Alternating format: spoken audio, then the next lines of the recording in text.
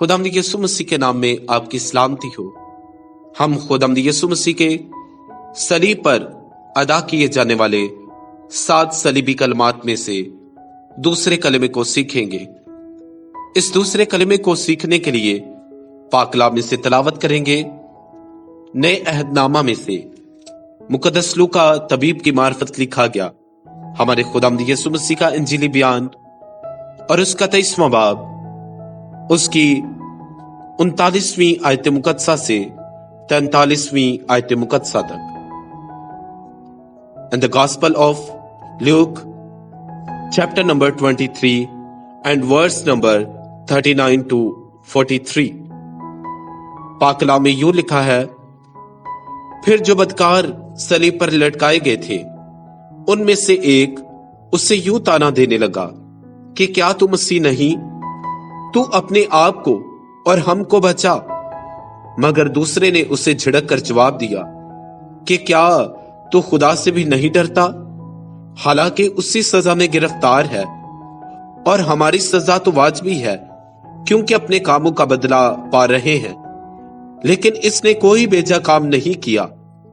फिर उसने कहा, ऐ यीशु, जब तू अपनी बादशाही में आए तो मुझे याद करना।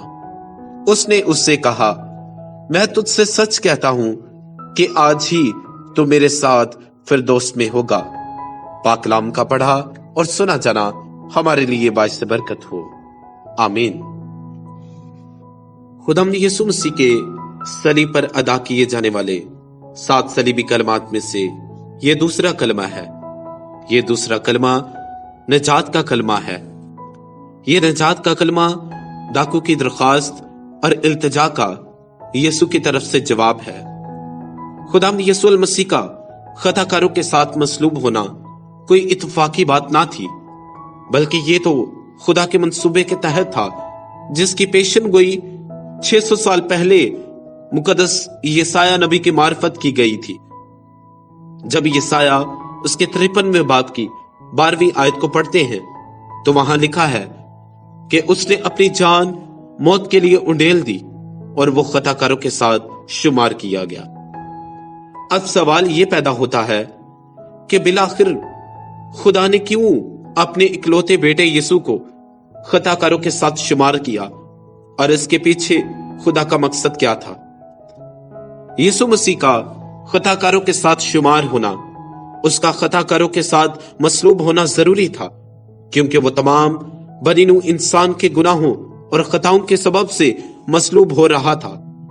खुदावंद यीशु मसीह की सलीब के दाएं और बाएं जानब 2 डाकुओं की सलीबें थी।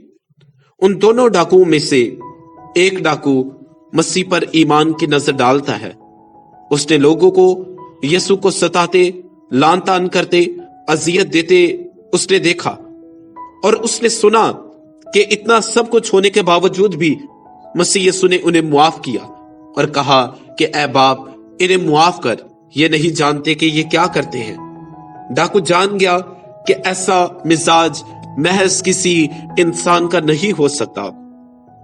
उसने मसीह यीशु की हलीमी और बर्दाश्त को बड़ा करीब से देखा और ईमान ले आया कि यही आसमानी बादशाही का वारिस है, यही नजात का रास्ता है, यही हकीकी जिंदगी देने वाला है।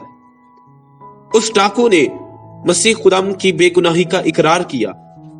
याद रहे कि दोनों डाकू मसीह के करीब थे और सलीब पर 6 घंटे के दौरान में ज़हूर पजीर होने वाले तमाम वाकयात से दोनों डाकू ही आगाह थे।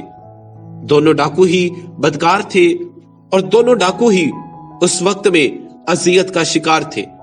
दोनों डाकू ही मरने के करीब थे, लेकिन दोनों डाकुओं को ही नजात की सख्त जरूरत थी।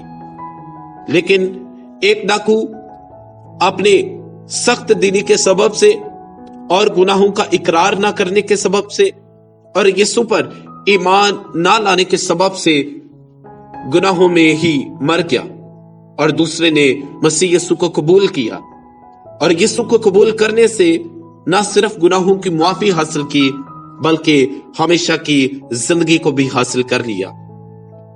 सलीब पर डाकू का निजात हासिल करना हमारे खुदावंद यीशु मसीह के बेबयान फजल का आईनादार है। हमारा खुदा फजल का खुदा है और नजात सिर्फ उसी के फजल से है, ना कि हमारे नेक कामों के सबब से। क्योंकि मुकद्दस पौलुस रसूल इफिसुस के खत के 2 बाब की 8वीं आयत में लिखते हैं, क्योंकि तुमको ईमान के वसीले से फजल ही से नजात मिली है और ये तुम्हारी तरफ से नहीं, ये खुदा की बख्शिश है। इस कलमे के अंदर पहली बात हम ये सीखेंगे कि ये कलमा तौबा और ईमान के मफहूम को जाहिर करता है। हकीकी तौबा 3 बातों पर मुश्तमिल होती है: एहसास गुनाह, इकरार गुनाह और तर्क गुनाह। बाज लोग गुनाहों पर अफसोस करने को तौबा का नाम देते हैं, लेकिन महज गुनाहों पर अफसोस करना ही हकीकी तौबा नहीं, क्योंकि गुनाहों पर अफसोस तो यहूदा इस्करियोती ने, जो यीशु मसीह के 12 शागिर्दों में से था, उसने भी ऐसा अफसोस किया। हकीकी तौबा गुनाह से नफरत और गुनाह को तर्क करना है। और यही बात हम इस डाकू के अंदर देखते हैं। वो दूसरे डाकू से मुखातिब होकर कहता है, क्या तू खुदा से भी नहीं डरता, हालांकि उसी सजा में गिरफ्तार है।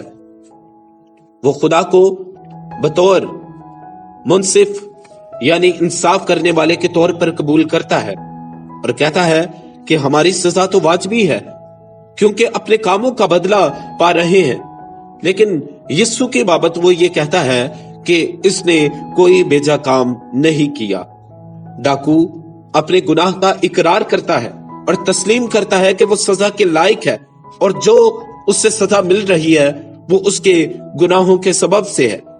लेकिन इसके साथ ही वो खुदावंद यीशु मसीह की बेगुनाही को भी पेश करता है, जिसके नतीजे में वो नजात पा लेता है।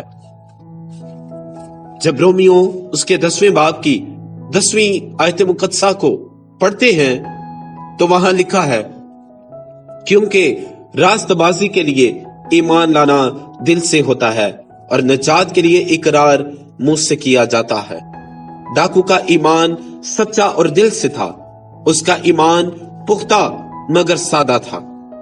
उसने मसीह की बादशाही में बुलंदो बाला मर्तबे की दरखास्त नहीं की। उसने ईमान भरे दिल से कहा, ऐ यीशु, जब तू अपनी बादशाही में आए तो मुझे याद करना। उसका ये इल्फाज कहना कि जब तू अपनी बादशाही में आए, ये इस बात का सबूत है कि वो ईमान रखता है कि यीशु मसीह ही बादशाही में लोगों को दाखिल करने का वसीला है और इसके सिवा कोई नहीं। उस डाकू का ईमान जुर्रतमंदाना था। दुश्मनों की आंखें सलीब पर लगी हुई थी।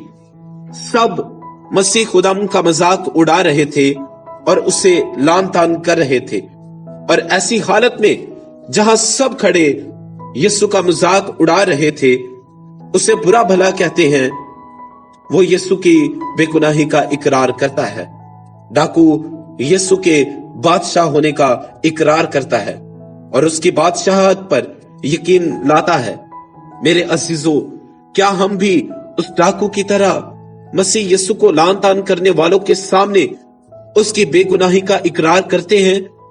क्या हमने उस डाकू की तरह अपनी जिंदगी का बादशाह खुदावंद यीशु मसीह को कबूल कर लिया है? अगर नहीं तो ये कलमा हमें सिखाता है कि हम अपने आखिरी वक्त का इंतजार ना करें, बल्कि यीशु को अपनी जिंदगी का बादशाह बना ले और उसे अपनी जिंदगी पर राज करने दे। इस कलमे में दूसरी बात हम ये सीखते हैं कि ये कलमा यीशु मसीह को बतौर निजात दहिंदा पेश करता है। कोहे कलवरी की तीनों सलीबें एक दूसरे से बहुत दूर न थी। उस डाकू की आवाज आसानी से यीशु सुन सकता था। दुश्मन यीशु पर लान तान कर रहे थे, उससे खुदा का बेटा होने का, खुदा का मसीहा होने का सबूत मांग रहे थे। लेकिन खुदावंद यीशु मसीह ने उनकी बातों पर तवज्जो नहीं दी। लेकिन जब एक गुनाहगार डाकू की फरियाद उसके कानों तक पहुंची तो उसने जवाब दिया और फौरी तौर पर कहा, तू आज ही मेरे साथ फिरदौस में होगा। डाकू की नजात इस हकीकत को जाहिर करती है कि वो हर गुनाहगार को जो तौबा और ईमान से उसकी तरफ रजू करता है और उसे पुकारता है, उसे कबूल करता है, खा वो मरने के करीब ही क्यों ना हो, खुदाम यीशु उसे जवाब देने के लिए तैयार है, उसे नजात देने के लिए तैयार है, क्योंकि कलाम कहता है कि वो इसलिए आया कि वो जिंदगी पाए और कसरत से पाए। और लूका उसके 19वें बाब की 10वीं आयत मुकद्दसा के अंदर यूं लिखा है, क्योंकि इब्ने आदम खोए हुओं को ढूंढने और नजात देने आया है।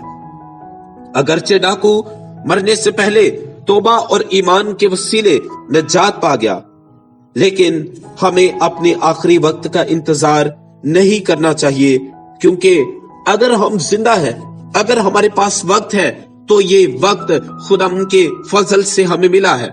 जब हम यिर्मयाह नबी के नोहा की किताब को पढ़ते हैं तो वहां लिखा है कि ये हमारे खुदाम की शफकत ही है कि हम फना नहीं हुए।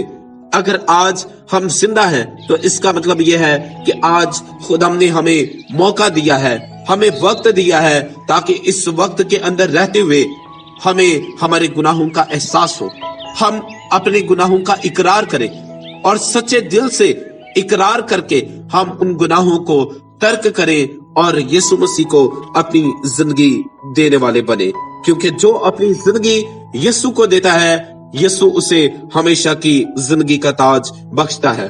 और वो कहता है कि जान देने तक वफादार है तो मैं तुझे जिंदगी का ताज दूंगा। और जो कि शख्स तौबा करता है, उसके तौबा करने से उसकी रफाकत नजात दहिंदा खुदावंद यीशु के साथ हो जाती है। और जब कोई शख्स तौबा करता है तो आसमान पर लाखों फरिश्ते खुदा के खुशी मनाते हैं। इसलिए मेरे अजीजों, आज वक्त है कि हम भी डाकू की तरह यीशु मसीह पर ईमान की निगाह करें और उसके नजात दहिंदा होने का इकरार करें, क्योंकि नजात और किसी दूसरे के वसीले से नहीं है, आपके और मेरे मुनज्जी खुदावंद यीशु मसीह के वसीले से है। किसी दूसरे को ऐसा नाम नहीं बख्शा गया, ना आसमान पर, ना जमीन पर, ना जमीन के नीचे, जिसके वसीले से हम नजात पाए। नजात का रास्ता सिर्फ एक ही है और वो खुदावंद यीशु मसीह है। खुदावंद इस कलमे के वसीले से जो दूसरा कलमा नजात का हमने सुना है, खुदावंद हमें कसरत की बरकत अता फरमाए। आमीन।